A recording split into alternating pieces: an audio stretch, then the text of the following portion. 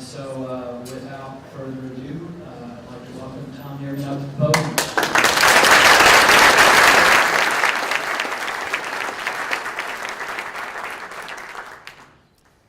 podium. Thank you all for being here. Can you hear me okay in the back?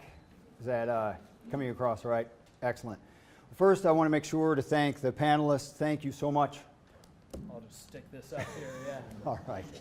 Thank you so much, Representative Parker, Representative Wolf Moore. Thank you, David Benson. Thank you, Lindsey Constance. And I want to thank all of you for coming today, because I know that weekends are valuable. And the fact that so many of you took your time today to come listen to us talk about education, about federal policy, about state policy, I think it's a very clear indication of how important this is to all of us. So thank you very much for taking the time. Now, I also notice as I look out there, I've seen a couple of former students of mine, even a couple of current students, and some former colleagues as well. And so many of you know that as a history teacher, I tend to think that our lessons in history are very good tools to help us navigate the present. And as a child who grew up in Kansas, there are a couple of stories from Kansas history that I find particularly inspiring. And one of my favorite is the story that comes from the time when our state was in its infant stages. About a century and a half ago, this region was torn apart with bloodshed and violence, and observers called this region Bleeding Kansas. Political tensions in our country had never been higher, and that's because the central dispute in the United States at that time was no longer just a policy disagreement, but it was necessarily a moral conflict. With slavery, there weren't multiple sides to that issue. There were simply two. There was right and there was wrong.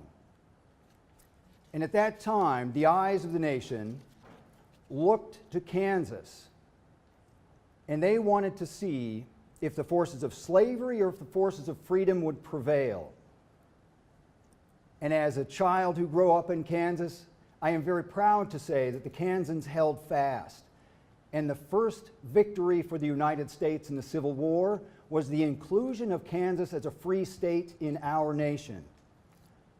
Now, for me, the heroism, the strength, the courage of those free staters, that is our history, it is our heritage, but it also needs to be our legacy. Because as we all know, in this day and age, even though it seems as though the truth seems harder than ever to prove, I think we all share the belief that we are living in a time that is equally exceptional in terms of crisis. Today, just as in the 1850s and the 1860s, Americans once again look to Kansas, where the outcome of our elections will be a bellwether for the nation. Our elections, from Congress to the State House, will help determine for the nation whether we believe in the politics of fear or whether we choose to believe in the politics of the faith in one another, whether we choose to continue to tear one another down, or whether we choose to believe that as Americans we rise together. That's the moment we live in. And it is not a test of common ideology. We don't have to share a political party in order to share the conviction that our government can work to improve people's lives. And when our government fails us in that regard, it is not just our right, it is our responsibility and our duty to participate, to get involved. If democracy is to mean anything, it requires that good people who care participate. Like it or not, we live in extraordinary times, and this is what is required of us, our involvement. Now, over the last 8 years, our elected leaders have used our state as a proving ground for policies in their pursuit of higher office. As a consequence, Kansas has become synonymous with stagnation, with failure, and worst of all, extremism. And now, shaken by a new president, our federal government and our democracy are on the brink. The moral courage that we need, in fact, the moral courage that we demand, is scarce in Congress, and as is so often the case, those who pay most heavily for the recklessness and indifference are children. Children who are powerless to defend themselves from the costly ambitions of politicians.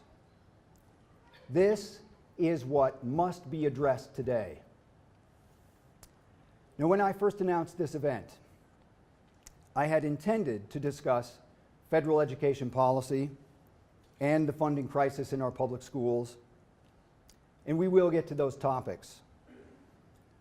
But we can't any longer talk about what happens in our schools without confronting the epidemic of violence and mass slaughter across our country.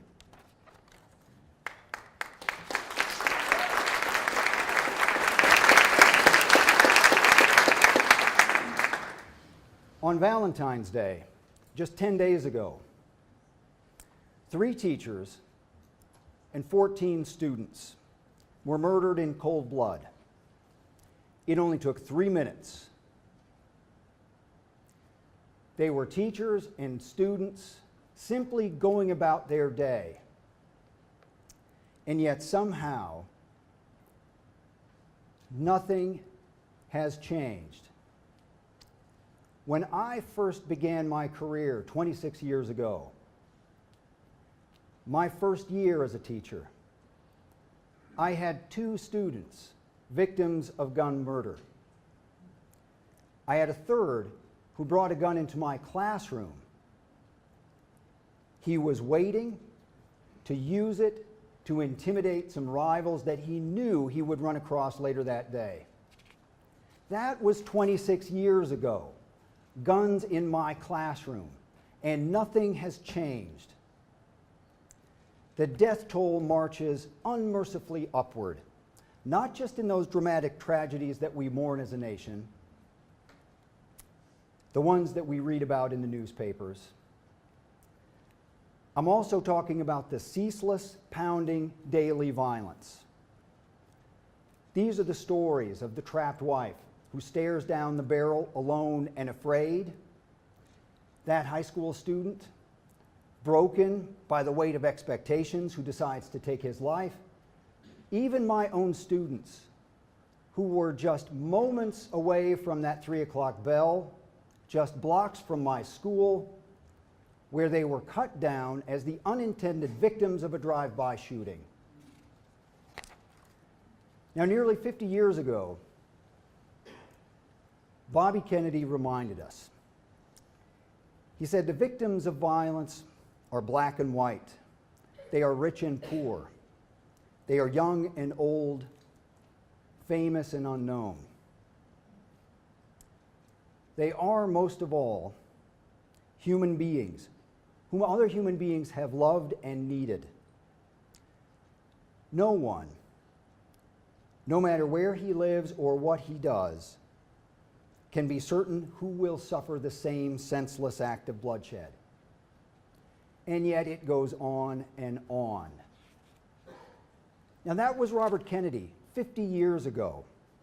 And since then, nearly 1.6 million Americans have died by gun violence here in the United States. That is more than all of the war fatalities in American history. 30,000 more will die this year alone. Politicians have declared, by their inaction, that the lives of school children don't mean enough to them. Should ever a politician retreat behind that empty phrase, "There's nothing that can be done," You let them know. You let them know that they are lying to you. There is so much that can be done. There is so much. First, we can ban military-style assault weapons.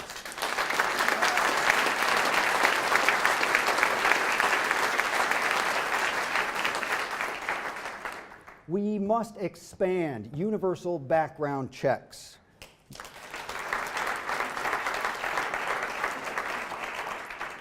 We must demand that known domestic abusers forfeit their arms. And we must also repeal the Dickey Amendment and mandate gun violence research by the Centers for Disease Control and Prevention.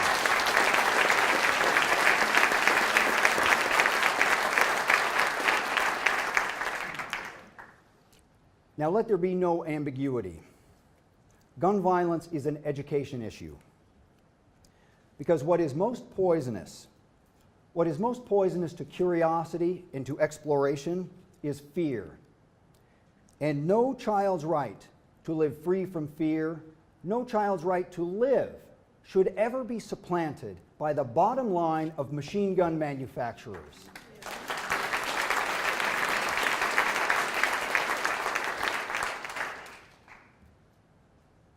But just as deadly as the gun violence is what Kennedy called the, quote, slower violence of institutions, indifference and inaction and slow decay. Kennedy went on, this is the violence that afflicts the poor, the poisons that poisons relations between people because their skin is different colors.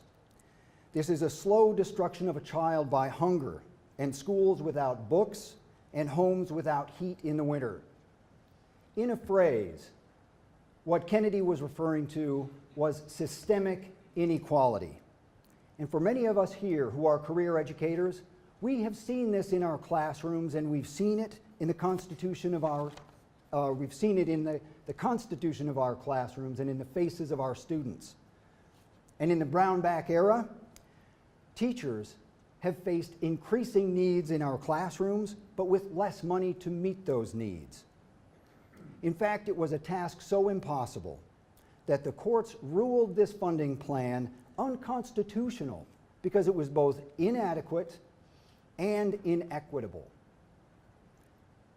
Now that legal principle, that principle of equality in education, that had been established nearly 64 years ago, again here, right in Kansas. That Supreme Court decision was the Brown versus the Topeka Board of Education case, and in that unanimous decision, the Supreme Court ruled that separate schools are inherently unequal, and the federal government was charged with the responsibility of advancing equality in every classroom. Now, to that end, Congress passed the Elementary and Secondary Education Act, and Title I of that act sought to guarantee that no child would ever be denied the opportunity to advance in the United States, no matter their wealth or color.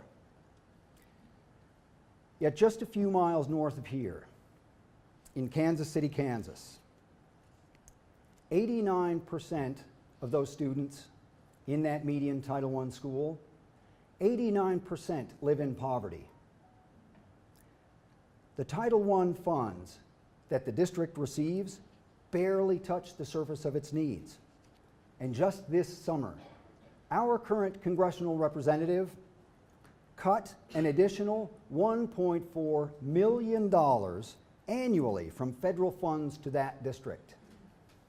Just months before that, he joined the House of Representatives in voting to cut $880 billion in Medicaid, and a staggering $46 million of that goes directly to special education costs here in Kansas.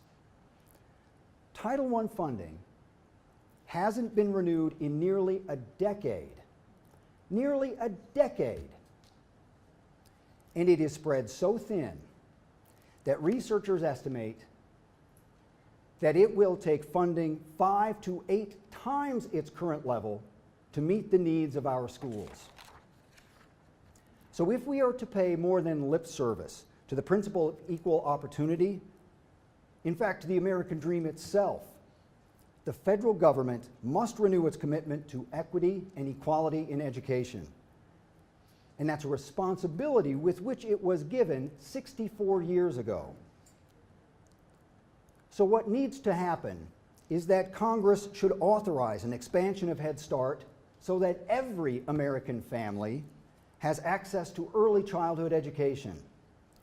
We must finally renew Title I funding and target it to those most in need. And we must never, never permit state governments and the federal government to slash education budgets so that they can pay for corrupt bargains for their donors.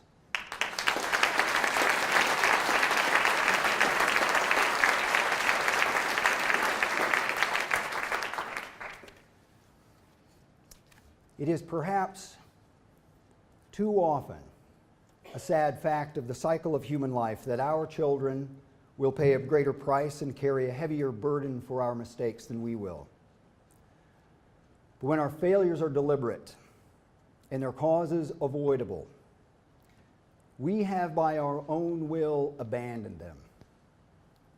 If we fail to act, the children in Parkland, the children in our own communities, and the kids in the broken schools across the United States are victims of our own negligence.